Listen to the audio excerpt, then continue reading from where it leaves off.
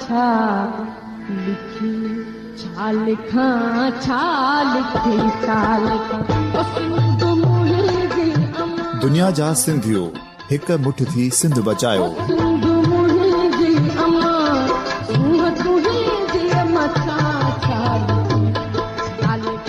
सिंध जो क़ौमी आवाज़ radio voice of Sindh London.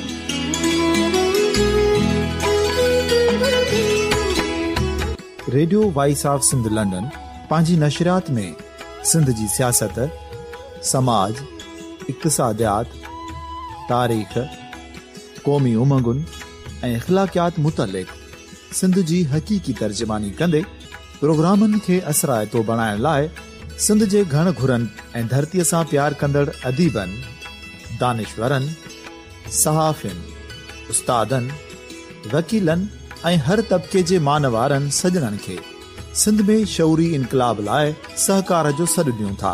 अचो त गॾिजी सूफ़ियुनि ऐं संतनि वारी सिंध जो ओज हिक मुठ थी वरी वापसि आणण वारे सफ़र जा साथारी बणिजऊं।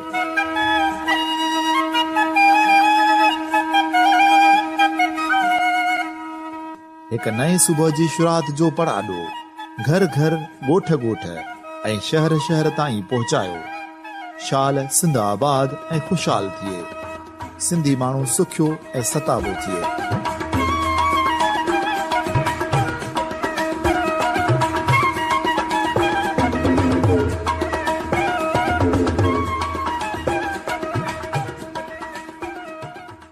Radio voice of Sindh London जे प्रोग्राम ख़बरुनि जी दुनिया अॼु 25 अप्रैल 2018 अरबा जो ॾींहुं अॼु जूं अहम ऐं ताज़ियूं ख़बरूं ऐं आर्टिकल साण करे हाज़िर ख़िदमत आहे अवांजो पंहिंजो मेज़बान फाज़िल छन्ना।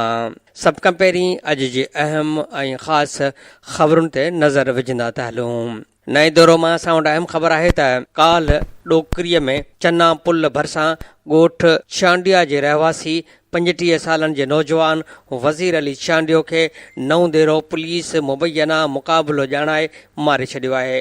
अहिड़े मुबैना मुक़ाबले बैदि मारिजी वियल नौजवान जो लाश पुलिस क़ानूनी घुर्जूं पूरियूं करण बैदि वारसनि हवाले करे छॾियो आहे। जॾहिं त नौजवान जो लाश घर पहुचण ते रोज़ राड़ो मची वियो ऐं पुलिस खे पिटूं ऐं पाराता ॾिना विया। नौजवान जे वारिस औरतुनि इमराह ख़ातून, सुभान ख़ातून, रोशन ख़ातून, नसीम ख़ातून ऐं ॿियनि मीडिया अॻियां दाहींदे चयो आहे त गुज़िरियल ॾींहुं ॾोकरीअ पुलिस असांजे नौजवान खे ॾोकरीअ जे हिकु होटल तां गिरफ़्तार करे लाकअप करे छॾियो हो ऐं असां खां संदसि जी आज़ादीअ लाइ SHO ॾोकरीअ करमुल्लाह ज़रदारी 50,000 रिश्वत घुरी हुई। न ॾियण ते ॾोकरीअ पुलिस असांजे नौजवान वज़ीर अली खे नए देरे पुलिस हवाले कयो ऐं नओं देरो पुलिस असांजे नौजवान खे कूड़ो मुक़ाबिलो ॼाणाए मारे छॾियो आहे। वारस औरतुनि मीडिया अॻियां एहतजाज कंदे वधीक चयो त असांजे नौजवान खे बेगुनाह क़तल कयो वियो आहे, इंसाफ़ कयो वञे। ॿिए तरफ़ वारसनि नौजवान जे लाश खे मोहन जो दड़ो लाड़काणो VIP रोड ते रखी धरणो हयो। उन मौक़े ते हिननि जो चवणु हो त नओं देरो पुलिस कूड़ो मुक़ाबिलो ॼाणाए बेगुनाह असांजे नौजवान खे क़तल कयो आहे, जॾहिं त मुख़्तलिफ़ थाणनि जा पुलिस अटाला धरणे वारे हंधि पहुची विया जिते एहलकार धरणो हणंदड़नि ते मछरजी पिया। औरतुनि तोड़े मर्दनि खे सख़्त तशद्दुद जो निशानो बणाए धरणो ख़तम कराए छॾियो। कराचीअ मां असां वटि अहम ख़बर आहे त काल मकानी इदारनि वारे खाते जे सिंध सेक्रेटरी में मौजूदु हेड क्वार्टर ते छापो हणी उतां अकाउंटेंट इरफान खे गिरफ़्तार करण खां पोइ मकानी इदारनि वारे सेक्रेटरी रमज़ान ऐवान वधीक कमु करण खां इनकार करे छॾियो आहे। हिन काल चीफ सेक्रेटरी सिंध रिज़वान मेमन खे ख़त लिखी दरख़्वास्त कई आहे त सेंट्रल सिलेक्शन बोर्ड जी गॾिजाणीअ में मुंहिंजी 21 ग्रेड में तरक़ी ते गौर थियो हो पर मूंखे तरक़ी न मिली। मूं ॿुधो आहे त मूंखे तरक़ी उन करे न मिली आहे जो 20 ग्रेड जे ऑफिसर तौरु मूं वफ़ाक़ी सेक्रेटरेट में ज़िम्मेवारियूं नाहिनि निभायूं। तंहिं करे मां तव्हांखे अर्ज़ु थो करियां त महिरबानी करे मूंखे सिंध मां वफ़ाक़ी हुकूमत इस्टेब्लिशमेंट डिवीज़न इस्लामाबाद ॾांहुं बदिली करियो, जीअं मां तरक़ी हासिल करे सघां। जॾहिं त नेब जे छापनि खां पोइ secretary Ramzan Awan chief secretary Sindh खे 19 अप्रैल 2018 ते हिकु शिकायती ख़त बि लिखियो हो, जंहिंमें हिन 18 अप्रैल ते नेब जे छापे ऐं संदसि PAS जी गिरफ़्तारीअ बाबति शिकायत कंदे लिखियो हो त नेब जो डिप्टी डायरेक्टर नदीम सजाद मुंहिंजे ऑफिस में रड़ियूं कंदे घिड़ियो त मूंखे केॾीअ ज़मीननि जी नीलामीअ जा फाइल ॾियो। हिन ओचितो मूंखां मोबाइल फ़ोन खसियो ऐं टेबल ते पियल फाइल चेक करणु शुरू कया ऐं मुंहिंजे पर्सनल फाइल समेत 2 चेक बुक, मुंहिंजो ऑफिशियल पासपोर्ट, US बेज़ ऐं केतिराई ज़ाती ऐं सरकारी पन्ना खयां। उन कार्रवाई वक़्तु मुंहिंजे ऑफिस में MPAs, MNAs, सहाफ़ी ऐं ऑफिसर ऐं ऑफिस स्टाफ बि मौजूदु हो। उन बैदि हू PS रमज़ान सोलंगी खे केतिरनि ई फाइलनि सां गॾु गिरफ़्तार करे विया। शाम जो 3 वॻे हू ॿीहर आया ऐं वधीक फाइल खयां ऐं गिरफ़्तारियूं कयूं। इहा कार्रवाई बिना कंहिं इतला, वारंट या ख़त ऐं किताबत जे कई वई। हू DMC ओलह में पाणी चोरीअ मुतालिक़ रिपोर्ट बि खणी विया आहिनि। इहा रिपोर्ट ज़ाया थी वेंदी ऐं पाणी चोरीअ जी ज़िम्मेवारी फिक्स करणु मुश्किल थी वेंदो। जॾहिं त गिरफ़्तार कयल PAS जे भाउरनि इतला कयो आहे त डिप्टी डायरेक्टर नेब रमज़ान सोलंगीअ ते ज़ोर भरे रहियो आहे त हू मुंहिंजे ऐं मकानी खातनि वारे वज़ीर ख़िलाफ़ बयानु ॾे। रमज़ान अवान सुप्रीम कोर्ट जे हुकुम ते ठहियल पाणी कमीशन जे कमिश्नर अमीर हानी मुस्लिम खे बि ख़त लिखियो आहे त नेब जो डिप्टी डायरेक्टर नदीम सजाद मुंहिंजे ऑफिस ते छापो हणी ज़बरदस्ती गोलीमार ऐं मंगो पीर मां पाणी चोरी ऐं गैर क़ानूनी पाइप लाइन हलाईंदड़नि ख़िलाफ़ रिपोर्टूं खणी वियो आहे। होॾां काल्ह वारे छापे खां पोइ रमज़ान अवान मीडिया सां ॻाल्हाईंदे चयो त पाणी चोरनि ख़िलाफ़ एक्शन थियण खां पोइ नेब जे डिप्टी डायरेक्टर जांच शुरू कई आहे। मुंहिंजो मोबाइल ऐं पाणी चोरनि जो समूरो रिकॉर्ड मौजूदु आहे। हिकु सवाल ते हिन चयो त मां एहतजाज नथो करे सघां, पर हिन हालत में कमु करण बि मुश्किल आहे। हिकु सवाल ते हिन चयो त मुंहिंजी सेक्रेटरी हुअण वारे दौर में को बि केस नाहे थियो। हीअ 5 साल पुराणी इंक्वायरी ॿीहर शुरू कई वई आहे। हिन चयो त मूं पाणी कमिशनर ऐं नेब चेयरमैन खे बि हिन कार्रवाईअ जी रिपोर्ट मोकिली आहे। अहम ख़बर आहे त मुल्क ऐं सिंध दुश्मन मनसूबे कालाबाग डैम लाइ वापडा जे अॻूणे चेयरमैन शमसुल मुल्क ऐं ॿियनि रिटायर्ड कामोरनि तरफ़ां मुहिम हलाइण जी शदीद लफ़्ज़नि में मुज़म्मत कंदे अवामी तहरीक जे मरकज़ी सदर डॉक्टर रसूल बख्श ख़ासकेली, मरकज़ी जनरल सेक्रेटरी नूर अहमद कातियार, एडवोकेट सजाद अहमद चांडियो, ॾाॾा कादिर रांटो, मिठा ख़ान लाशारी ऐं मेहरान सिंधी चयो आहे त पंजाब जे हुक्मरान टोले हिकु भेरो वरी पंहिंजे ॾाढ मुड़सी ॾेखारण लाइ रिटायर्ड पंजाबी कामोरा शाहीअ खे मैदान में लाथो आहे। जारी कयल बयान में हिननि वधीक चयो त ॻाल्हि ईअं थी पेश कई वञे जो ॼण KPK ऐं बलोचिस्तान समेत सिंध खे फ़क़ति इहो एतिराज़ आहे त कालाबाग जो नालो ऐं हंधि बदिलायो। बाक़ी वफ़ाक़ जेतिरा वणे भले डैम ठाहे, सिंध जो एतिराज़ वाज़े ऐं चिटो आहे त पंजाब सिंध जे हिसे जो पाणी ज़बरदस्ती फॿाईंदो रहियो आहे। उन करे सिंध पाणी मुआमले ते पंहिंजे मौक़िफ़ तां तिर जेतिरो बि न हटंदी। पंजाब जो उहो टोलो भले खणी कहिड़ा बि इल्ज़ाम लॻाए, पर अवामी तहरीक सिंध जे पाणीअ जे फुड़े लाइ पुरअमन अवामी जमहूरी जिदोजहद हलाईंदी रहंदी। अॻवाननि ऐलान कयो त कालाबाग डैम सिंध में पाणीअ जी हथरादू खोट ऐं धारियुनि खे शनाख़्ती कार्ड ॾियण ख़िलाफ़ मुख़्तलिफ़ शहरनि में 5 मई खां सिंध बचायो सुजागी मार्च कयो वेंदो। कराची में हीअ साउंड अहम ख़बर आहे त काल सिंध असेंबलीअ में स्पीकर आगा सिराज दुरानी कानून वारे वज़ीर ज़ियाउल हसन लंजार खे कानून जी पासदारी न कंदे पकड़े विधो।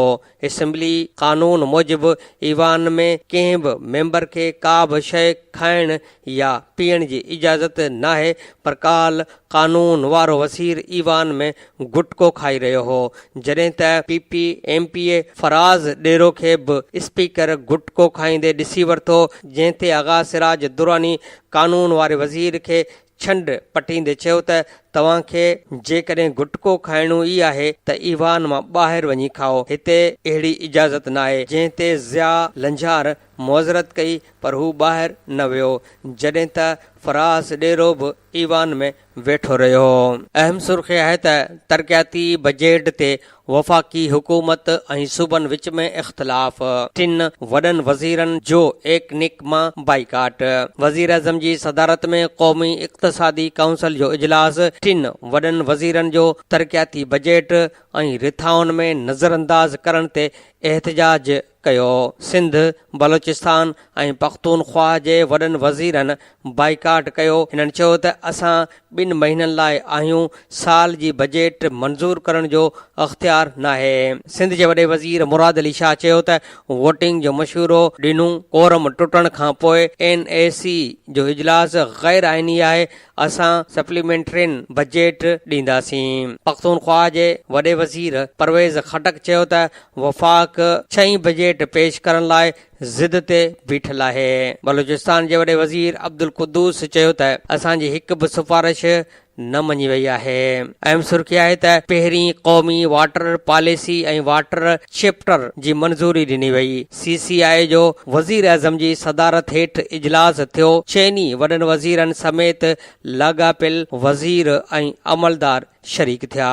इजलास में पॉलिसीअ ते अमल कराइण लाइ नेशनल वाटर काउंसिल जोड़ी वेंदी, जंहिंजो सरबराह वज़ीर आज़म हूंदो सरताज अज़ीज़।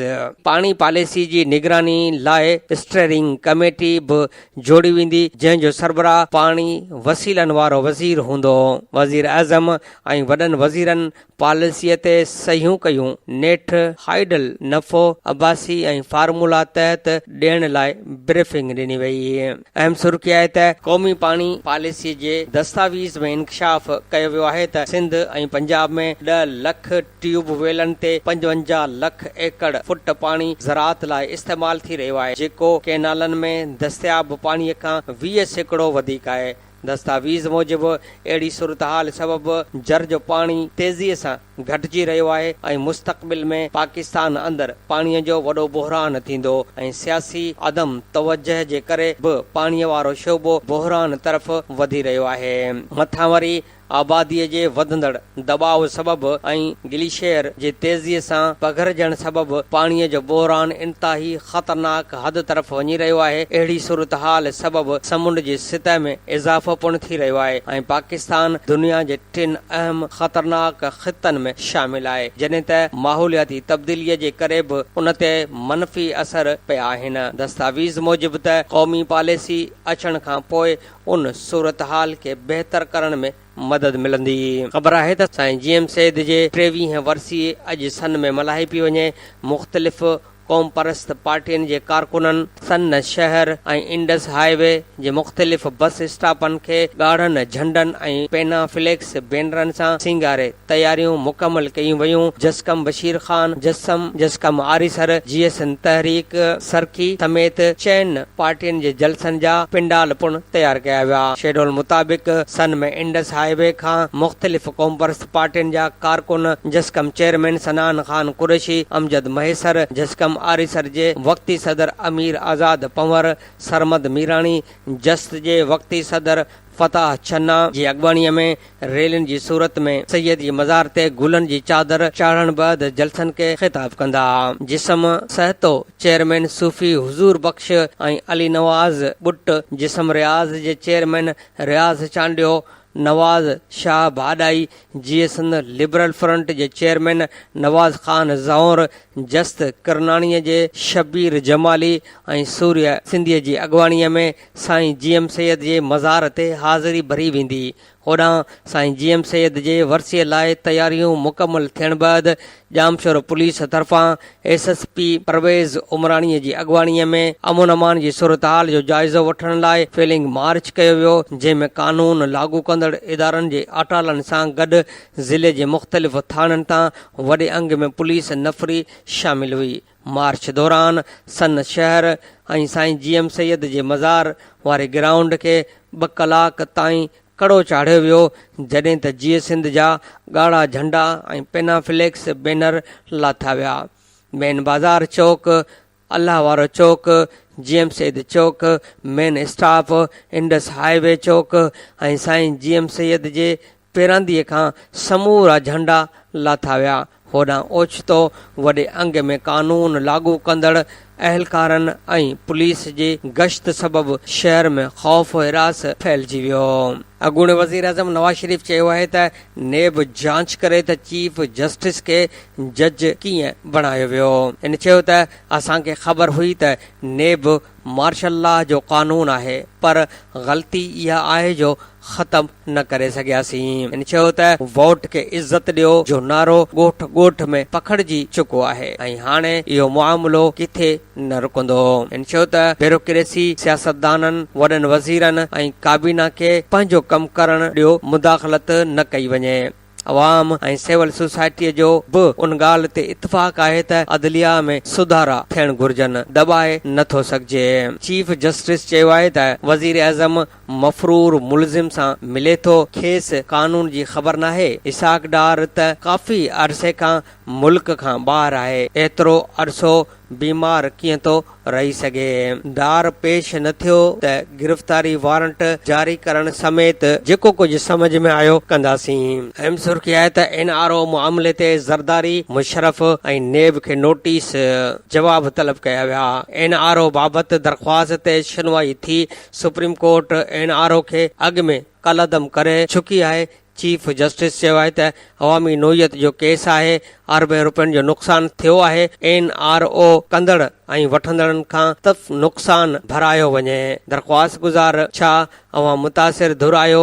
जेकॾहिं मुतासिर न आहियो त अवां जो केस करण वारो बुनियादी हक़ कीअं थो बणिजे? Chief justice. अहम ख़बर आहे त उमरकोट में हिकु हफ़्तो अॻु वोमेन थाणे जे SHO खुशबख़्त पारां ॻोठ मोहम्मद आशम पलीअ में नंढी उमिरि जे शादीअ जे इल्ज़ाम हेठि शादी तक़रीब ते छापो हणी 15 सालनि जी नियाणी अमीशा ख़ासकेली खे खंभे वई। 6 ॾींहं गुज़रण बावजूदि नियाणी जो पतो न पियो। छोकिरीअ जी बाज़ियाबीअ लाइ वारसनि DIG ऑफिस ऐं प्रेस क्लब मीरपुर ख़ासि अॻियां एहतियाती मुज़ाहिरा कया। उन मौक़े ते पुलिस हथां मुबैना गुम थियल अमीशा ख़ासकेलीअ जे वालिद दिलावर ख़ासकेली, अमड़ उमरा भाउरनि बिलावल दिलशाद ख़ासकेली DIG ऑफिस ऐं प्रेस क्लब अॻियां दाहींदे चयो आहे त हफ़्तो अॻु पुट दिलशाद ऐं नियाणी अमीशा जी मंगणी तक़रीब हुई, जंहिं ते उमरकोट वोमेन थाणे जे इंचार्ज खुशबख़्त छापो हणी तक़रीब में आयल महिमाननि सां बदतमीज़ी कई।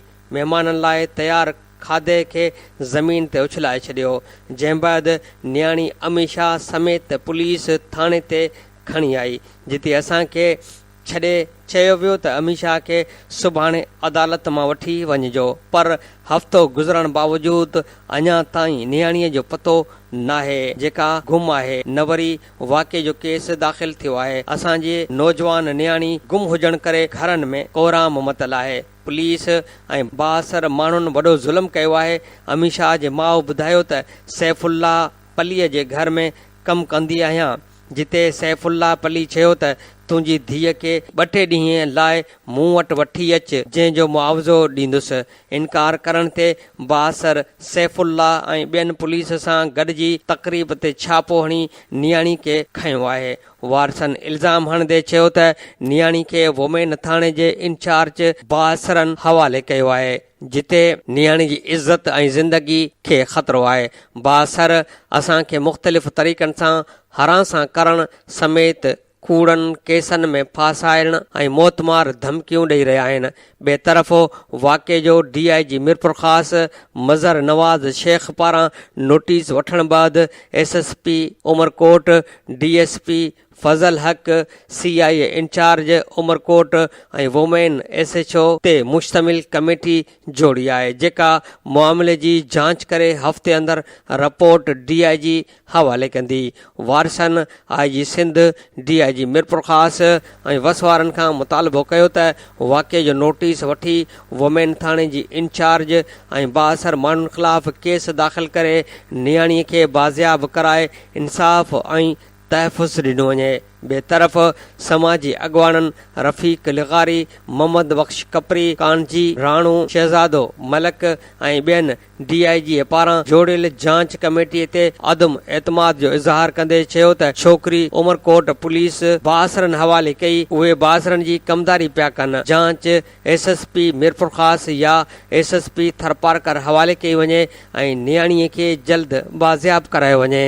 उमरकोट भरिसां ॻोठ हाशिमपल्लीअ मां वुमेन पुलिस पारां छापो हणी नंढी जमार में शादी कराइण वारे इल्ज़ाम हेठि हिरासत में वठण बैदि पुरइसरार नमूने गुम थियल अमीशा ख़ासकेली वारे मुआमरे ते DIG मिरपुर ख़ासि मज़र नवाज़ शेख जांच लाइ CIA इंचार्ज खलील कुंभार, DSP उमरकोट फज़ल हक छांडियो, SHO उमरकोट विजय कुमार खत्री ऐं वुमेन थाणे उमरकोट जी SHO खुशबख्त ते मुश्तमिल 4 रुकनी जांच कमेटी जोड़े छॾी। राब्ते ते DSP उमरकोट फज़ल हक चांडियो ॿारड़ीअ जे बाज़ियाबीअ बाबति कुझु बि ॿुधाइण खां लवाईंदे चयो त कोशिश करियूं पिया जल्द सुठी ख़बर मिलंदी। ॿिए पासे राब्ते ते वुमेन थाणे उमरकोट जी SHO खुशबख्त चयो त असां छापे खां पोइ अमीशा ख़ासकेलीअ खे संदसि माइटनि हवाले कयो हो जंहिंजी लिखत मौजूदु आहे, पर हाणे ॿारड़ीअ खे पाण लिकाए ड्रामो करे इल्ज़ाम बाज़ी करे रहिया आहिनि। हिन चयो त ॿारड़ीअ जे वारसनि ऐं इलाइक़े जे पली बिरादरीअ में तकरार सबबि ॿारड़ीअ जा वारिस ॿारड़ीअ खे लिकाए मसइलो ठाहे रहिया आहिनि। हिन चयो त ॿारड़ीअ जी बाज़ियाबी लाइ कोशिश करियूं पिया जल्द सुठी ख़बर मिलण जा इम्कान आहिनि। हिन चयो त ॿारड़ीअ जे गुमशुदगीअ में केर बि मुलवस हूंदो संदसि ख़िलाफ़ केस दाख़िल कयो वेंदो। उमरकोट मां छोकिरीअ जी गुमशुदगीअ जो नोटिस वरितो।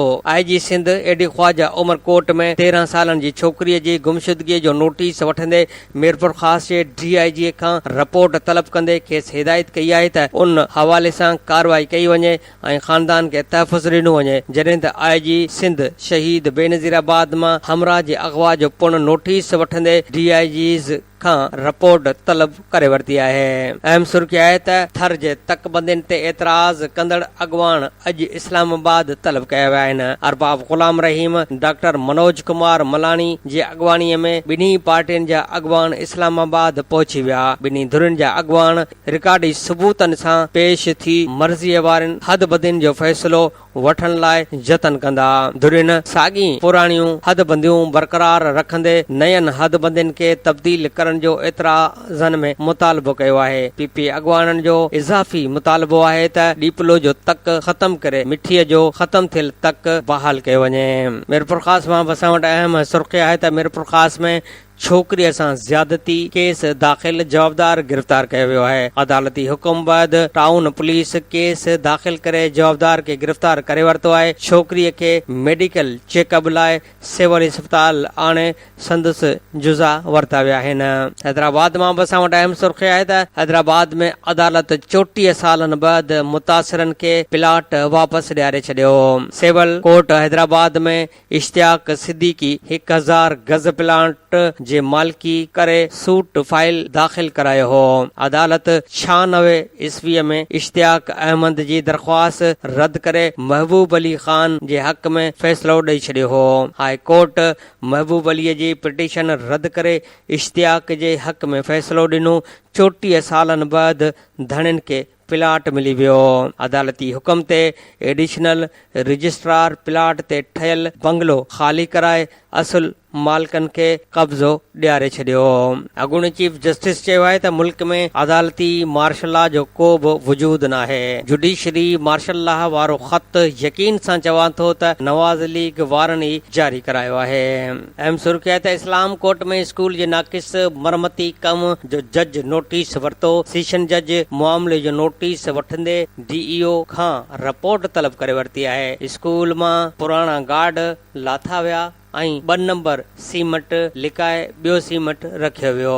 कराची मां बि असां वटि अहम ख़बर आहे त काल सिंध असेंबलीअ में ख़ानगी मेंबरनि जे ॾींहं ते हिकु भेरो ॿीहर फे लीग जे मेंबर निंद कुमार गोकलाणी जो सिंध हिंदू मैरिज तरमीमी बिल 2018 एजेंडा ते मौजूद हो, पर गुज़िरियल हफ़्ते जीअं हिन भेरे बि सरकारी धुर उन बिल खे पास थियण में रुकावटूं विझंदे नज़र आई।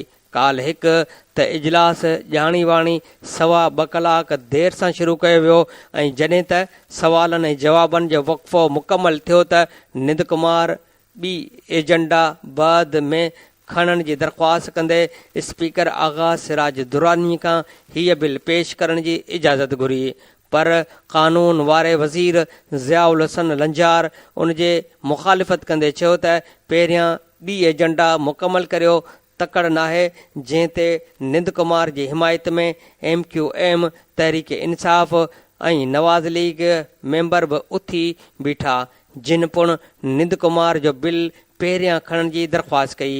वाज़े रहे त काल ख़ानगी मेंबरनि जो ॾिहाड़ो हो, जंहिं करे समूरी एजेंडा ख़ानगी मेंबरनि जी हुई। मुतहदा जे पार्लियामानी लीडर सैयद सरदार अहमद बि चयो त गुज़िरियल हफ़्ते खां हीअ बिल अचे पियो, अहम बिल आहे, उनखे पहिरियां पास कयो, पर हुकूमती धुर ते उन जो बि असरु न थियो, जंहिं ते निंद कुमार चयो त अक़लियतनि जे फ़ाइदे जो बिल आहे, उन में रुकावटूं छो थियूं विधियूं वञनि।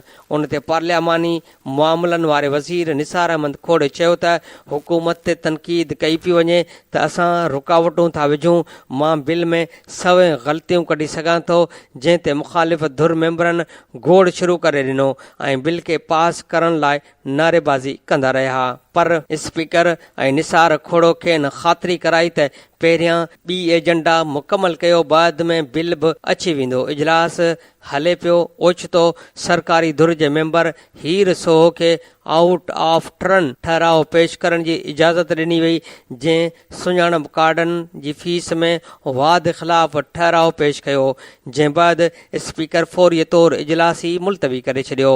वाज़े रहे त हिंदू मैरिज तरमीमी बिल 2018 में गुज़िरियल हफ़्ते खां एजेंडा ते अची रहियो आहे। गुज़िरियल अंगारे ते हुकूमती धुर बिल खे कंहिं बि ॾींहं पास करण जी ख़ातिरी कराए गौर मुलतवी कराए छॾियो हो ऐं हिन भेरे बि बिल खे पास थियण न ॾिनो।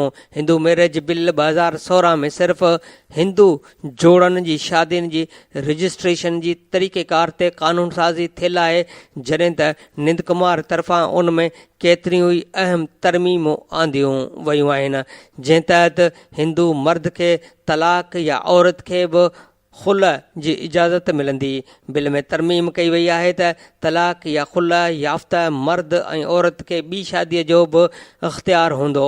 उनखां सवाइ को मर्द घरवारीअ जी रज़ामंदीअ सां ॿी शादी बि करे सघंदो। बिल में इहा बि तरमीम कई वई आहे त जेकॾहिं का औरत कंहिं बि सबब जे करे बेवा थी वञे त इहा बि ॿी शादी करे सघे थी, पर हुकूमती धुर उन तरमीमी बिल खे पास करण जी मूड में नज़र नथी अचे। उन हवाले सां राब्तो करण ते निंद कुमार गोकलाणी चयो त पाकिस्तानी आइन जे दायरे में रही आऊं पहिरियों भेरो हिंदू बिरादरीअ खे बुनियादी समाजी हक़ ॾियारण जी कोशिश पियो करियां।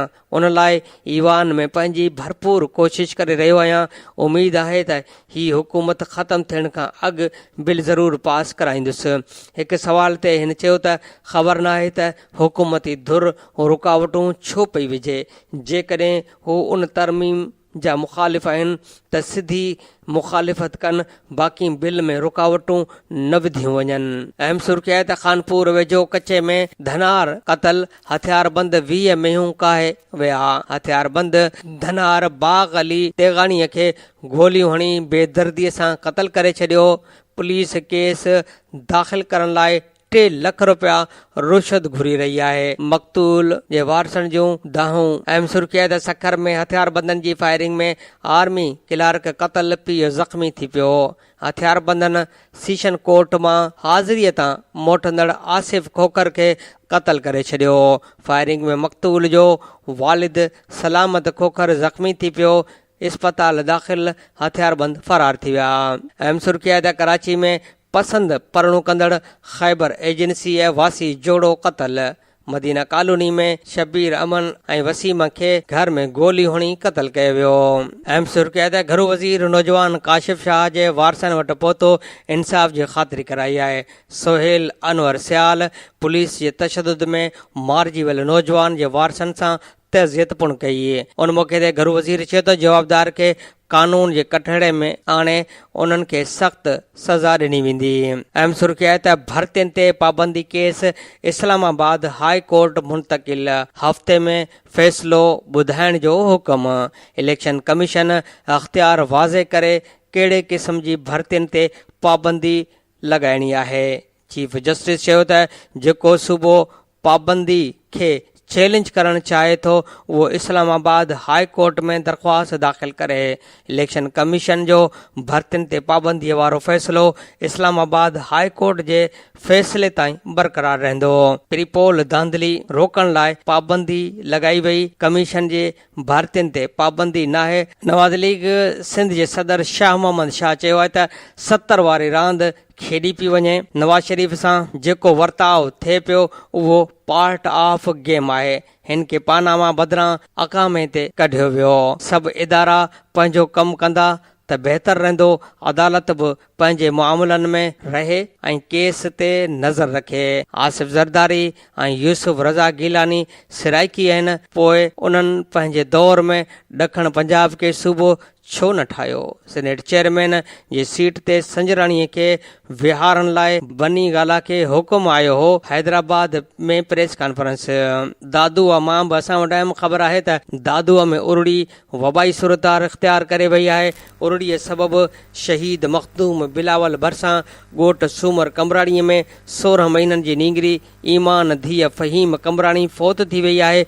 जॾहिं त साॻिए ॻोठ में 6 ॿारड़ा इलियास जहांगीर अब्बास वकार नीलम सदोरी उरड़ीअ जी बीमारीअ में वरतल आहिनि। उरड़ीअ जी बीमारीअ में वरतल ॿारनि मां 4 ॿारनि जी हालत ॻणतीअ जोगी हुअण सबबि खेनि नवाबशाह इस्पताल नियो वियो आहे। जॾहिं त सिहत खाते तोड़े PPHI जूं टीमूं हिन वक़्त ताईं न पहुची सघियूं आहिनि। ॻोठाणनि मदद अली कमराणी, सदाकत कमराणी, ग़ुलाम रसूल कमराणी ऐं ॿियनि एहतियाज कंदे धायो आहे त सिहत खाते जे फोकल पर्सन तोड़े PPHI जे अमलदारनि खे इतला ॾियण बावजूदि टीमूं न पहुची सघियूं आहिनि। होॾां ॿारनि जे हक़नि लाइ कमु कंदड़ समाजी तंज़ीम चाइल्ड राइट्स एडवोकेसी नेटवर्क जे अॻुवाणनि मोहम्मद इरफान, साजिद मस्तोई, साबिर आराई, मोहम्मद वसीम ऐं ॿियनि ॿारड़ी फ़ौत थियण वारे वाक़े जी जांच जो मुतालबो कंदे चयो आहे त सिहत खाते जा फोकल पर्सन ऐं PPHI जा अमलदार लखें रुपया पघारूं खणण बावजूदि ज़िले खां ई ॿाहिरि हूंदा आहिनि। हमेशह ॿारनि जे फ़ौत थियण बैदि ई सुजाॻ थींदा आहिनि।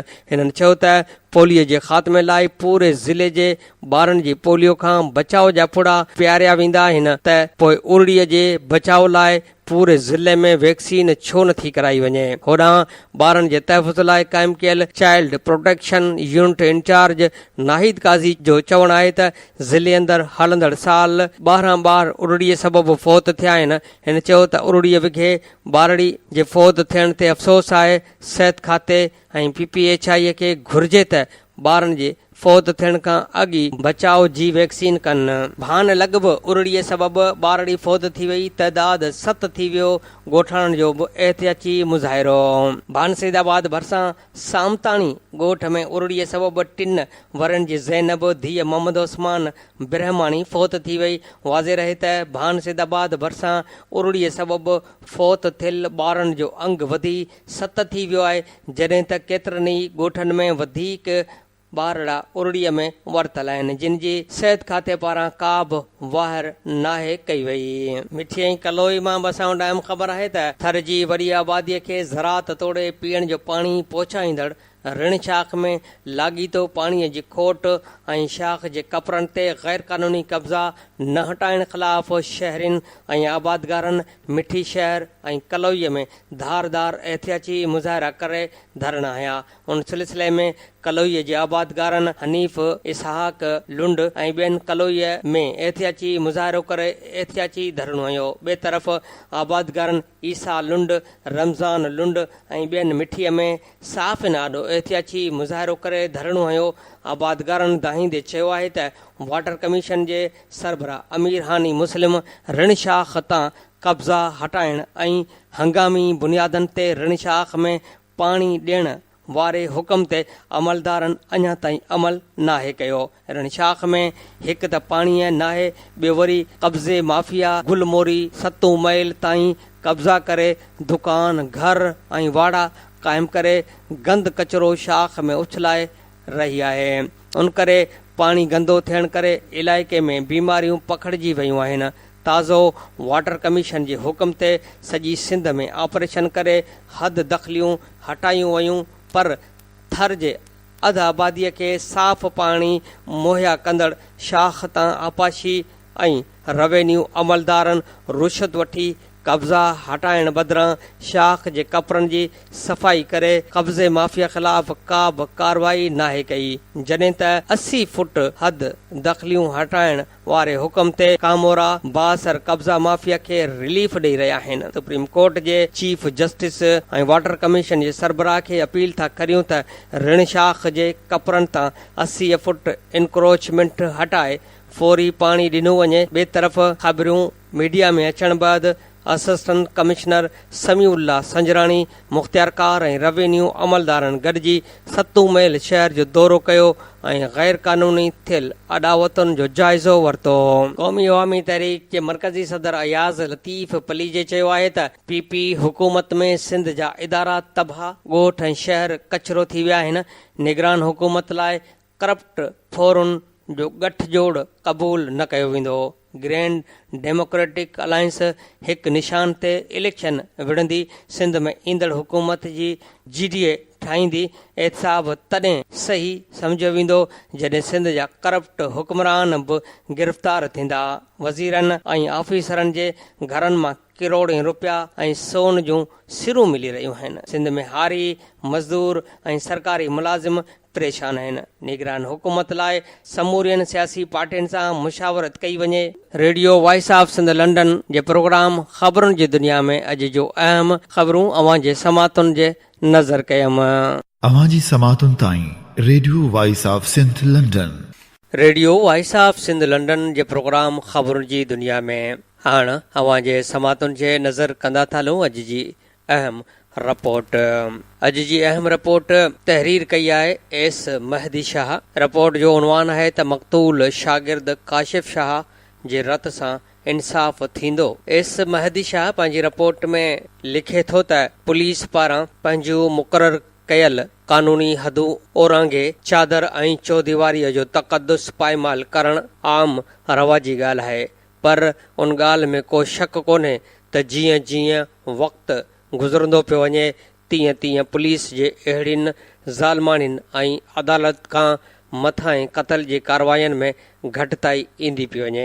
इहो उन करे बि थियो आहे त माज़ीअ जे भेट में कमीशन पास पुलिस ऑफिसरनि जी तइदाद में तमामु घणो इज़ाफ़ो थियो आहे। अहिड़नि कमीशन पास ज़िलई पुलिस ऑफिसरनि पुलिस वर्दीअ में मौजूदु कारियुनि रिढुनि खे नक में नाकेली विझण जी कोशिश कई आहे, जंहिं करे माज़ीअ जे मुक़ाबले में अवाम जो पुलिस मथां कुझु न कुझु एतमाद ज़रूरु बहाल थी रहियो आहे, पर अवाम जो पुलिस मथां मुकमल एतमाद बहाल थियण में घणो वक़्तु लॻंदो, छाकाणि जो असांजा चूंडियल नुमाइंदा वक़्त जा हुक्मरान ऐं ख़ासि तौरु वॾेरकी सोच रखंदड़ हुकूमती नुमाइंदा पुलिस खे अवाम जो मुहाफ़िज़ बनाइण बदिरां पंहिंजो ज़ाती नौकर सम्झी उन्हनि जो इस्तेमालु करे रहिया आहिनि, जंहिं करे हिन वक़्तु बि अक्सर पुलिस ऑफिसरनि ख़ासि तौर ते थाणेदारनि SHOs जी सोच इहा साॻी आहे। अहिड़ी सोच जे करे ई पुलिस अवाम में पंहिंजी साख बहाल करे न सघी आहे। ताज़ो ई लाड़काणे ज़िले जे थाणे शहीद इलाही बख़्श सियाल जे नाले सां क़ाइमु कयल थाणे जी हद फरीदाबाद ॻोठ में लिंग कांडारींदड़ वाक़ियो पेश आयो आहे। हीअ सूबाई घरू वज़ीर सोहेल अनवर सियाल जो ॻोठ पिणु आहे ऐं उन थाणे जो इफ़्तिताह बि घरू सूबाई वज़ीर पाण कुझु अरसो अॻु कयो हो।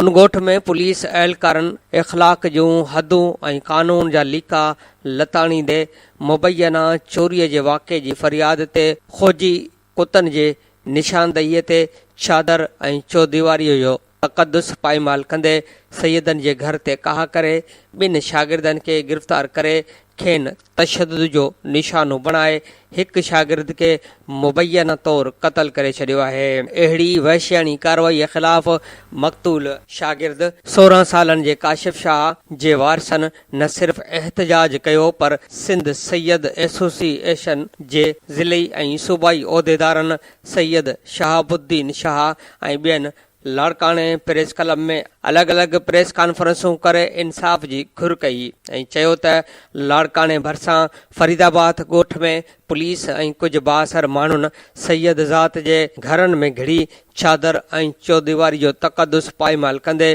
चोरीअ जे हिकु कूड़ इल्ज़ाम हेठि नाई जमायत जे शागिर्द काशिफ शाह खे घरां गिरफ़्तार करे थाणे ते लाकअप करे उते खेसि सख़्त तशदुद जो निशानो बणाईंदे बेदर्दीअ सां घुटा ॾेई क़तल करे ज़ुल्म ऐं ज़्यादती कई वई। अहिड़े वाक़े जे हवाले सां जेका FIR दाख़िल कई वई आहे उन में दहशतगर्दीअ जा कलम शामिल नाहिनि कया विया ऐं असां चाहियूं था त केस में दहशतगर्दीअ जा कलम शामिल कया वञनि।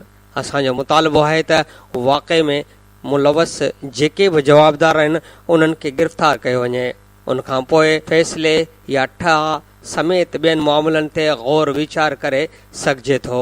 हिन चयो त फरीदाबाद में क़ाइमु थियल शहीद इलाही बख़्श सियाल थाणो ॾोहारियुनि जो थाणो आहे जिते ग़रीब माण्हुनि सां ज़ुल्म ऐं ज़्यादतियूं कयूं वेंदियूं आहिनि। इहो थाणो पंहिंजा ज़ाती मक़सद हासिल करण ऐं मुख़ालिफ़नि ख़िलाफ़ इस्तेमालु करण लाइ क़ाइमु कयो वियो आहे। तंहिं करे हिन थाणे जी हिते का बि ज़रूरत न आहे। फौरी तौरु थाणे खे बंदि कयो वञे। हिन सुप्रीम कोर्ट जे चीफ जस्टिस ऐं IG सिंध खे अपील कंदे चयो त नौजवान सैयद काशिफ शाह वारे वाक़े जो नोटिस वठी असांखे इंसाफ़ ॾियारीनि। ॿिए पासे पुलिस जे उन कहरी ऐं ज़ालमानी कार्रवाईअ ते न सिर्फ़ घरू सूबाई वज़ीर सोहेल अनवर सियाल नोटिस वरितो बल्कि SSP लाड़काणो तनवीर तुनियो सख़्त नोटिस वठंदे इस्पताल पहुची पुलिस तहवील में मुबैना तौरु मारिजी वियल शागिर्द काशिफ शाह जे वारसनि खे इंसाफ़ जी ख़ातिरी कराईंदे लाॻापियल थाणे जे SHO समेत समूरे स्टाफ खे मुअतल करे छॾियो ऐं वाक़े जी FIR दाख़िल करण जो हुकुम ॾींदे 2 ॾींहनि अंदरि SHO इक़बाल कांधड़ो ऐं वॾे मुंशी जहान शाह खे गिरफ़्तार कराए लाकअप कराए छॾियो। जॾहिं त सूबाई वज़ीर जे हिदायतुनि ते SSP वाक़े में मुलवस मुबैना चोरीअ जी FIR दाख़िल कराईंदड़ अब्दुल गफ़ार सियाल खे पुन गिरफ़्तार करे वरितो। उन हवाले सां सूबाई वज़ीर सोहेल अनवर सियाल जो भाउ PP अॻवान तारिक अनवर सियाल पुण मक़तूल शागिर्द जे तॾे ते पहुची न सिर्फ़ तज़ियत कई बल्कि मीडिया सां ॻाल्हाईंदे चयो त इहो वाक़ियो मुंहिंजे ॻोठ जो न पर मुंहिंजे घर जो आहे ऐं मूंसां थियो आहे। उन मामले में शागिर्द जे माइटनि सां हर सूरत में गॾु आहियां ऐं इनक्वारीअ बैदि वाक़े में मुलवस जवाबदारनि ख़िलाफ़ सख़्त कार्रवाई कई वेंदी। जॾहिं त पुलिस हिरासत में मुबैना तौरु मारिजी वियल शागिर्द जे माइटनि तारिक अनवर सियाल अॻियां दाहींदे चयो त चोरीअ जी फ़रियाद खां हिकु ॾींहुं अॻु असांजी अब्दुल गफ़ार सियाल सां मुंहमारी थी हुई। हिकु ॾींहुं बाद हिन पुलिस सां गॾिजी असांजे घरनि ते काह करे वॾो ज़ुल्म कयो ऐं 2 शागिर्दनि खे गिरफ़्तार कयो वियो। जंहिंखां पोइ अब्दुल गफ़ार सियाल ऐं अब्दुल जब्बार सियाल जी मौजूदगीअ में पुलिस काशिफ शाह खे ॿिए कमरे में बंदि करे बेइंतहा तशदुद करे 1 कलाक अंदरि क़तल करे असांखे इतला ॾिनो त हिन ख़ुदकुशी कई आहे। जेको वॾो ज़ुल्म आहे। हाणे ॾिसणो इहो आहे त जहिड़ीअ तरह सूबाई घरू वज़ीर सोहेल अनवर सियाल वाक़े जो नोटिस वरितो आहे ऐं संदसि भाउ तारिक अनवर सियाल पुलिस जी उन कार्रवाईअ खे पंहिंजे ॻोठ बल्कि पाण सां वाक़ियो करार ॾिनो आहे त छा हू पुलिस तशदुद में मारिजी वियल 16 सालनि जे शागिर्द काशिफ शाह जे वारसनि खे हक़ीक़ी इंसाफ़ ॾियारीनि था या संदुन जूं अहिड़ियूं दवाऊं इलेक्शनी नरनि जीअं हवा सां भरियल फूकणा आहिनि। इहो ईंदड़ वक़्त ई साबित कंदो। Radio voice of Sindh London जे प्रोग्राम ख़बरुनि जी दुनिया में सैयद महदी शाह जी अहम रिपोर्ट जंहिंजो उनवान हुयो मक़तूल शागिर्द काशिफ शाह जे रत सां इंसाफ़ थींदो अवां जे समातुनि जे नज़र कईसीं। Radio voice of Sindh London जे प्रोग्राम ख़बरुनि जी दुनिया में हाणे अवां जे समातुनि जे नज़र कंदो थो हलां अॼु जो अहम कालम तहरीर कयो आहे कादिर रांटो। उनवान आहे ताक़त जे ग़लत इस्तेमाल जा नुक़सान। कादिर रांटो पंहिंजे कालम में लिखे थो त हिकु फ़र्द खां वठी राज कबीले के मज़हबी फ़िरके के पेशेवर या सियासी तंज़ीम के पेशे शोबे इदारे या रियासत वटि पंहिंजे पंहिंजे पतीअ जी ताक़त हूंदी आहे। हर फ़र्द राज कबीले खां वठी रियासत ताईं सभिनी लाइ कॾहिं कॾहिं केतिरनि ई हालतुनि में ताक़त जो इस्तेमाल अणटिर थी पवंदो आहे। अहिड़ियुनि अणटिर हालतुनि में ताक़त जो इस्तेमाल ज़रूरी करणु घुर्जे पर जंहिं सबब जे करे जंहिं बि फ़र्द कबीले तंज़ीम इदारे या रियासत खे ताक़त इस्तेमाल करण जी ज़रूरत पई आहे उन लाइ इहो बि लाज़िम आहे त हू उन सबब जी नोयत जे हिसाब सां घुर्बल ताक़त इस्तेमाल करे।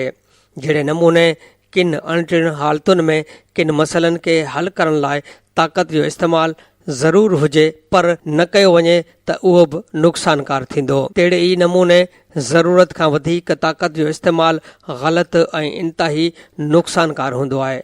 असांजे मुल्क में फ़र्दनि खां वठी राज कबीलो मज़हबी फ़िरका पेशेवर ऐं सियासी तंज़ीमूं इदारा ऐं रियासत कंहिं लेखे चोखे खां सवाइ बेहिसाब बेरहमाने तरीक़े सां ताक़त जो इस्तेमाल कंदा रहिया आहिनि। असांजो मुल्क अॼुकल्ह जिन बहराननि जे कुन में फाथल आहे उन में ॿियनि घणनि सबबनि सां गॾु हिकिड़ो मुख्य सबबु उहो बि आहे त असां फ़र्दनि खां वठी इदारनि ऐं रियासत ताईं ताक़त जो ग़ैर ज़रूरी ऐं ग़लति इस्तेमालु कंदा आहियूं। 14 अगस्त 1947 ईस्वीअ जे तारीख़ पाकिस्तान ठहिण वारे ॾींहं खां वठी अप्रैल 2018 ताईं जेकॾहिं गहराई ऐं बारीक बीनीअ सां जाइज़ो वठंदासीं त असांखे हज़ारे बल्कि लखे अहिड़ा मिसाल अखियुनि अॻियां नज़र ईंदा त कीअं ज़रूरत खां वधीक ताक़त जे ग़लति इस्तेमाल असांजे मुल्क जे हर इदारे शोबे खाते राज कबीले ऐं फ़र्द ऐं समाज खे तबाहीअ जे किनारे ते पहुचाए छॾियो आहे। उन सूरत हाल खे चिटो करण लाइ तमामु वॾा मिसाल मौजूदु आहिनि जेके आऊं बैदि में ॾींदुसि। पहिरीं आऊं नंढड़ा सादा पर इंतिहाई ख़तरनाक ऐं समाज लाइ नासूरी हैसियत रखंदड़ मिसाल ॾींदुसि। मिसाल पहिरियों असां वटि सिंध में हर घर जो हिकिड़ो फ़र्द वॾो हूंदो आहे। घर जो हर भाती उन जी इज़त ऐं एतिराम बि कंदो आहे उन जे हिदायतुनि ते हलंदो आहे। उहो घर जो वॾो सॼे घर खां ताक़तवर माण्हू हूंदो आहे। तव्हां पंहिंजे ॻोठ ओड़े पाड़े में नज़र फेराईंदा त तव्हांखे खोड़ सारा अहिड़ा घर नज़र ईंदा जिन जे वॾनि पंहिंजी ताक़त जो ग़लति इस्तेमालु कयो हूंदो आहे। उहे घर इंतिशार नफ़रत ऐं अफ़रा तफ़रीअ जो शिकार हुजण सबबि बदहाल हूंदा आहिनि। मिसाल ॿियो सॼे सिंध में ख़ासि करे ऐं सॼे मुल्क जे मर्दाणे समाज तरफ़ां मिलियल ताक़त जो ग़लति इस्तेमालु कंदे अधु आबादी औरतुनि सां जेके कहर थी रहिया आहिनि जिन औरतुनि खे इंसाननि मां फेराए जानवर बणाए छॾियो आहे उन ताक़त जे ग़लति इस्तेमालु सॼे मुल्क खे ख़ासि करे सिंध खे बर्बादु करे छॾियो आहे। मिसाल टियों सिंध अंदरि के क़बीला पंहिंजो पाण खे ॾाढो ऐं ताक़तवर सम्झी कंहिं पाड़े वारे ॿिए क़बीले सां कंहिं न कंहिं क़िस्म जी ॾाढाई या ज़्यादती करे ताक़त जो ग़लति इस्तेमालु कंदा आहिनि। उनजो नतीजो ही निकिरंदो आहे जो ॿिन्ही क़बीलनि में दुश्मनी ऐं झेड़ा शुरू थी वेंदा आहिनि जिन में ॿिन्ही धुरनि जा सवे माण्हू क़तल थी वेंदा आहिनि। दुश्मनियूं सालनि जा साल पियूं हलंदियूं आहिनि। पाण में विढ़ंदड़ अहिड़ा क़बीला सुञा सखणा भींगिया ऐं बर्बाद थी वेंदा आहिनि। सियासी तंज़ीमूं MQM ऐं उन जे लीडर अल्ताफ़ हुसैन जहिड़े नमूने सां ताक़त जो ग़लति इस्तेमालु करे अटकल 30 साल सिंध खे तबाह ऐं बर्बाद कयो। मुल्क जे वज़ीर अज़मन ऐं सिंध जे वज़ीर अलाउन ऐं सदरनि खे जीअं आङिरियुनि ते नचायो। हज़ारे बेगुनाह इंसाननि जो जेको कोस ऐं क़तलाम कयो। कराची रोशनीअ जे शहर मां फिरी इंसाननि जो मक़्तलगाह बणिजी वियो हो। उहो मंज़र हींअर त हर पाकिस्तानीअ खे यादि आहे, जेतोणीकि उन खे विसारण लाइ आला सतह ते तमामु घणा टिकसाट थी रहिया आहिनि, पर संदुनि कारनामा अञा घणो ज़मानो मुल्क जे माण्हुनि खे यादि रहंदा। उनखां सवाइ अञा कालोखी ॻाल्हि आहे जो तहरीक इंसाफ़ जो चेयरमैन इमरान ख़ान लाहौर यूनिवर्सिटीअ में वियो हो। उते जमायत इस्लामीअ जे शागिर्द तंज़ीम ताक़त जो ग़लति इस्तेमालु कंदे संदसि बेइज़ती कई हुई। हींअर बि अवाम जी ताक़त जे ज़ोर ते इमरान ख़ान जेका ॿोली इस्तेमालु करे थो, इहा ताक़त जे ग़लति इस्तेमाल जी ज़िमरे में अचे थी। मज़हब असां वटि मज़हबनि जे ताक़तनि खे ग़ैर ज़रूरी ऐं ग़लति तरीक़े सां न फ़क़ति ॿियनि मज़हबनि ख़िलाफ़ु इस्तेमालु कयो वञे थो, पर मुस्लमाननि जा मुख़्तलिफ़ फ़िरक़ा ऐं मसलक हिक ॿिए जे ख़िलाफ़ बि मज़हब जे ताक़त खे ग़लति इस्तेमालु कंदे हिक ॿिए जो खून वाहीनि था ऐं बेइंतहा नुक़सानु कनि था। ख़ुदि अलक़ाइदा, तालिबान ऐं दाइश जहिड़ियुनि तंज़ीमनि मज़हब जी ताक़त खे ग़लति इस्तेमालु करे आलमी क़ुव्वतुनि जो हथियार बणिजी सॼी दुनिया अंदरि पंहिंजे मज़हब खे बदनाम कयो आहे। चंद ॾींहं अॻु सऊदी अरब जे शहज़ादे जो बयानु पढ़ंदड़नि खे यादि हूंदो, जंहिंमें हिन मञियो हो त सऊदी हुकूमत मग़रबी दोस्त मुल्कनि जे चवण ते वहाबियत पखेड़नि लाइ सॼी दुनिया में वॾे पैमाने ते फंडिंग कई। ज़ाहिर आहे त इहा फंडिंग सभ खां वधीक पाकिस्तान में ई थी हूंदी ऐं अहिड़ी फंडिंग हासिल करे उन पैसनि जे ज़ोर ते मज़हब जे नाले में अवाम जी ताक़त खे ग़लति इस्तेमालु करे जेके कारनामा कया विया हूंदा, तंहिंजो अंदाज़ो लॻाइण को मुश्किल कोन्हे। कालो की काल तहरीक लब्बैक या रसूलुल्लाह फैज़ाबाद इस्लामाबाद में कुझु हज़ार माण्हू गॾु करे उन्हनि माण्हुनि ऐं मज़हब जे ताक़त जो ग़लति इस्तेमालु कंदे जेका ॿोलीअ ॻाल्हाई वई, उन जा पड़ाॾा अञा मुल्क जे माण्हुनि जे कननि में गूंजनि पिया। इदारा मुल्क में हिकु सगारे इदारे जी ताक़त खे पहिरियों दफ़ो field marshal general Ayub Khan ग़लति इस्तेमालु कयो, जंहिं मार्शल लॉ लॻाई। उनखां पोइ सालनि जे साल पंहिंजो पाण खे मुल्क मथां मुसलत करे शहनशाह बणिजी वेही रहियो। उनखां पोइ त हिकु सिलसिलो शुरू थी वियो। जनरल याया ख़ान, जनरल ज़ियाउल हक़ खां जनरल परवेज़ मुशरफ ताईं सभिनी जनरल साहिबान ताक़त खे ग़लति इस्तेमालु कंदे चूंडियल हुकूमतुनि जा तख़्ता ऊंधा करे मुल्क ते कब्ज़ो कयो। उन्हनि सभिनी जनरल साहिबान जे दौरे हुकूमत में छा छा न थियो। अधु मुल्क टुटी वियो। 90,000 जंगी क़ैदी आज़ादु कराईंदे मुल्क जे पहिरीं चूंडियल वज़ीर अज़म ज़ुल्फ़कार अली भुट्टे खे फांसी ॾिनी वई। मुल्क खे एटमी क़ुव्वत बनाईंदड़ वज़ीर अज़म मियां नवाज़ शरीफ़ खे सॼे कुटुंब समेत जलावतन कयो वियो। मुल्क जे हीरो एटमी साइंसदान अब्दुल क़दीर जी जेका तज़लील कई वई, इहा सॼी दुनिया ॾिसी चुकी आहे। अदालतुनि खां नज़रिया ज़रूरत जहिड़ा फ़ैसिला कराया विया। आला अदालतुनि जे जजनि खे PCO तहत हलफ़ खाइनि पंहिंजे डिक्टेटरशिप खे मज़बूत करण लाइ ग़लति फ़ैसिला कराया विया। कोर्टुनि मार्फत पंहिंजे मुख़ालिफ़नि खे ज़लील कयो वियो ऐं सज़ाऊं ॾियारियूं वयूं।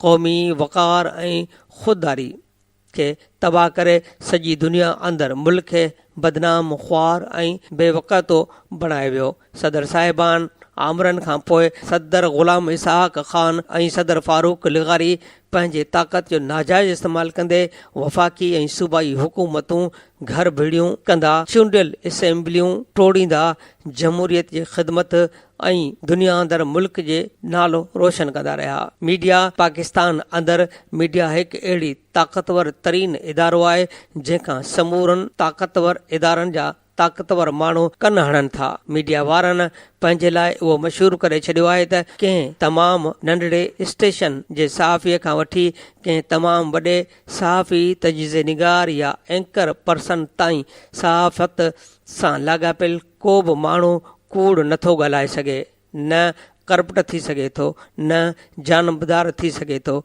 न ख़ुशामद करे सघे थो, न ग़लति ख़बर हलाए सघे थो, कंहिं सही ख़बर खे लिकाए सघे थो, न कंहिंखां डिॼे थो ऐं न कंहिंखे डिॼारे थो। थोरनि लफ़्ज़नि में त हू हर इंसानी कमज़ोरी ऐं कोताही खां बिल्कुलु पाक हिकु फ़रिश्तो आहे।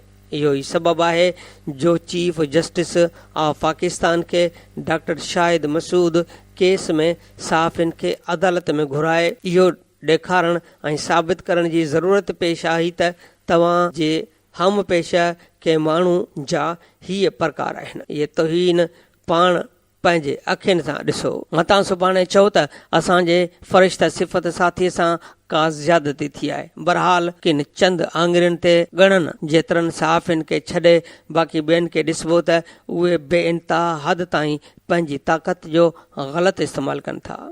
अदालतूं ज़ुल्फ़िकार अली भुट्टे खे फांसीअ जी सज़ा ॾियण वारी ताक़त जे ग़लति इस्तेमाल खां पोइ मूंखे जेकॾहिं ख़ुदा न भुलाए त मुंहिंजो ख़्यालु आहे त पाकिस्तान जी तारीख़ में पहिरियों भेरो मुल्क जूं आला अदालतूं जंहिं नमूने सां मौजूदु दौर में पंहिंजी ताक़त जो भरपूर इस्तेमालु करे रहियूं आहिनि, अदालतुनि तरफ़ां अहिड़े नमूने हिन खां अॻु कॾहिं बि अहिड़ो ताक़त जो इस्तेमालु न कयो वियो आहे। अदालतुनि तरफ़ां ताक़त जे अहिड़े इस्तेमालु जे नतीजे में हिकिड़ा नचन टिपन बि पिया ऐं वज़ारत उज़मा जा ख़्वाब पिया ॾिसनि त के वरी वज़ारत आलाउनि जा ख़्वाब पिया ॾिसनि त वरी किन जा ॿई हथ मथे ते आहिनि। ओछंगार ऐं पटो पट लॻी पई आहे। ऐं को कानूनदान न आहियां जो आइन ऐं कानून जा हवाला ॾेई पंहिंजे राय ॾेई सघां। तंहिं करे मुंहिंजी कहिड़ी मजाल आहे जो आऊं इहो चई सघां त अदालतूं जंहिं ताक़त जो मुज़ाहिरो करे रहियूं आहिनि इहो हद खां वधीक आहे। आऊं चरियो माण्हू आहियां ऐं रुॻो इहो सम्झां थो त ताक़त जो ग़लति इस्तेमालु कंदड़ हर फ़र्द, क़बीलो, शोबो, तनज़ीम, इदारो या रियासत दुनिया अॻियां उहो ज़ाहिर कंदी आहे त असां सही करे रहिया आहियूं। उन लाइ इहो मिसाल जवाज़ सबबु ऐं दलील बि ॾींदा आहिनि, पर मूं वटि ताक़त जे ग़लति इस्तेमाल जी सुञाणप इहा आहे जॾहिं कंहिं फ़र्द, राज, कबीले, शोबे, पेशे, खाते, इदारे मां माण्हूअ खे ख़ौफ़ थिए, ख़ल्क़ ख़ुदा उन ताक़तवर ताक़त इस्तेमालु कंदड़ बाबति ॻाल्हाईंदे या लिखंदे बि ॾिजे त आऊं सम्झंदुसि इहो ख़ौफ़ या ॻाल्हि साबित थो करे त ताक़त इस्तेमालु कंदड़ ताक़तवर इदारो इहो सिविल हुजे या को ॿियो, मीडिया हुजे या अदालतूं हुजनि, राज हुजे या को फ़र्द हुजे, इहे कंहिं न कंहिं हद ताईं ताक़त जो ग़लति इस्तेमालु कनि पिया। Radio voice of Sindh London जे प्रोग्राम ख़बरुनि जी दुनिया में अॼु जो अहम कालम जेको तहरीर कयो हुयो कादिर रांटे, उनवान हुयो ताक़त जे ग़लति इस्तेमाल जा नुक़सान। अवां जे समातुनि जे नज़र कयुमि। प्रोग्राम ख़बरुनि जी दुनिया रोज़ानो सुबुह जो 7:30 वॻे, मंझंदि जो 12:30 ते ऐं शाम जो 7 वॻे नशर कयो वेंदो आहे। ॿुधण न विसारींदा। प्रोग्राम जे हवाले सां पंहिंजा कमेंट्स ऐं राया असांजी हिन ईमेल ते ॾींदा। ईमेल आहे info@radiovoiceofsindh.com। तव्हांजे रायनि ऐं कमेंट्स जो इंतज़ारु रहंदो। हाणे radio voice of Sindh London जे प्रोग्राम ख़बरुनि जी दुनिया जो वक़्तु पुॼाणीअ ते पहुतो। वरी ॿिए बुलेटिन में हाज़िर थींदासीं। ओसि ताईं फाज़िल चना खे ॾींदा इजाज़त। अल्लाह निगहबान।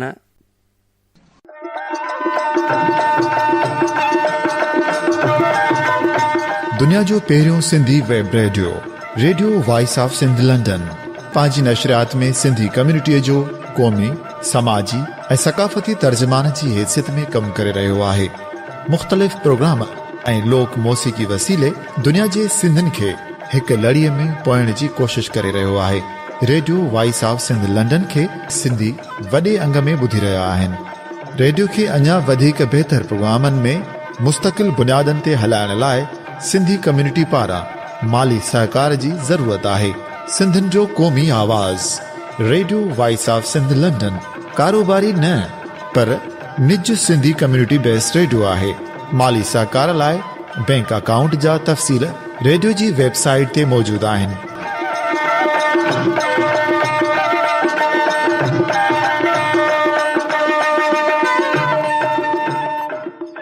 अवां जी समातुनि ताईं radio voice of Sindh London